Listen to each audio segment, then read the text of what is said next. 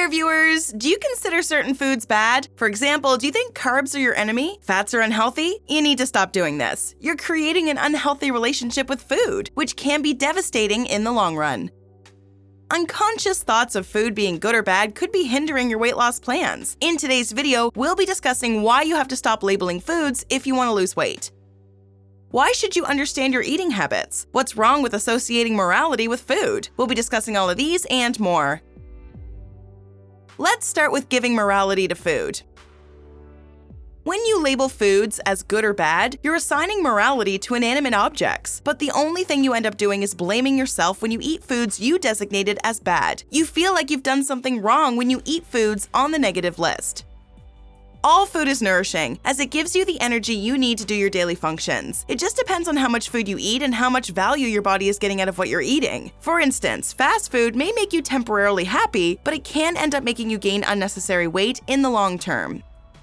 Instead of labeling them good or bad foods, what you should think about is how much nourishment the food you eat is giving you. Vegetables and fruits are on the nourishing side, while fried food is certainly not. Eggs and most meats would also fall on the nourishment side. Food is one of the best pleasures we can have as human beings. There's no point in denying things that make you happy. All you have to do is reduce the frequency with which you eat fewer nourishing foods, such as cookies, pizza, and beer. If you give morality to food like thinking pizza is bad, you'll associate negative feelings with it. The next time you eat pizza, you might feel guilty and uneasy. That has the potential to develop into an eating disorder. Instead, associate pizza as a treat you enjoy once in a while in limited quantity. You could count calories, but also understand your eating habits. Nearly every packet of food you purchase will come with a label that lists the number of calories it has. The labels are now large enough that you don't have to work hard to figure out what sizes you should purchase when you're at the grocery store. You can make a quick calculation of how many calories a snack will come to when you eat it so you can keep track of your weight loss program. But simply counting the calories is of no use. You also have to understand your eating habits. Cutting down on the number of calories you eat in a day may not be enough to meet your weight loss goals. While it is important to keep track of calories, the quality of the calories you eat is also equally important. Other foods come with other nutrients that help your body maintain its overall health. Fast food usually doesn't have those benefits, which means you should cut down on those particular foods rather than an overall reduction in calories across the board. Trying to look a particular way is unhealthy. Diet culture casts an unhealthy lens on how one is supposed to look. Everyone has a different body type and all bodies should be embraced. This is especially true in the case of women who are culturally told to be thin. Diet culture also forces people to label foods good and bad. Usually, foods that make you gain weight are labeled bad, even if it's something as enjoyable as ice cream. If you eat a cup of ice cream with your friends or family, that experience shouldn't be seen as bad when you had a fun time. Having curves isn't a bad thing. In fact, people who are curvy and still work out could be much healthier than a thin person who doesn't exercise daily. This doesn't mean curvier people should try to become thinner just to fit a cultural trend. There are various body types, and it should not be your aim to try and become only a certain size. Instead, you should look at the weight range that is healthy for you. This weight range is what your body feels most comfortable in without needing to resort to extreme measures, and that's still perfectly fine even if it's slightly over your BMI range. Labeling food restricts your mindset. Many people who are into diet culture have a rigid diet plan that they intend to follow every day. But we all crave foods that make us happy. When you succumb to these cravings, you tend to feel bad and think you're a failure. More often than not, you would try to follow the diet plan again. You tend to become very restrictive and try to avoid all kinds of foods that don't fit into your plan. But trying to restrict foods only ends up causing you to fail again. When you restrict foods, your body craves them. Also, when you succumb to the cravings, you're more than likely to binge on them. This would be far worse than if you just had them in the first place every once in a while.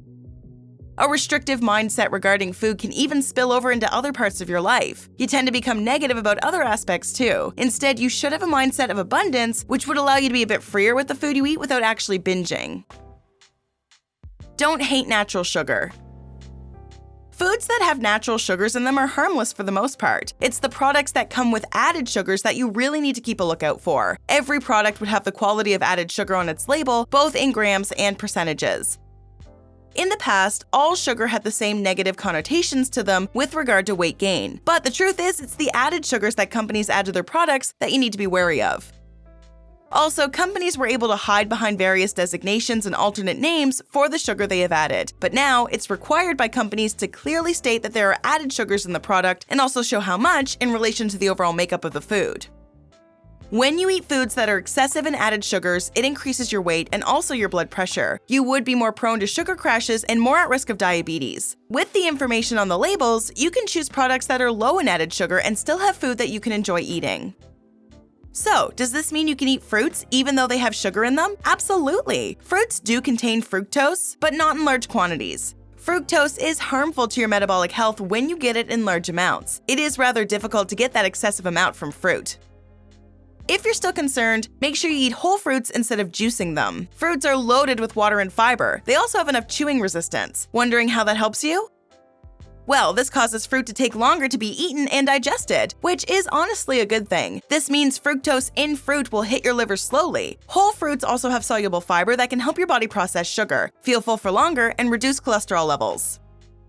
If you're planning to lose weight, eating fiber-rich foods can be especially good for you. Research has found that eating more fiber reduces appetite and promotes weight loss. Isn't that wonderful news? Give some self-respect and love.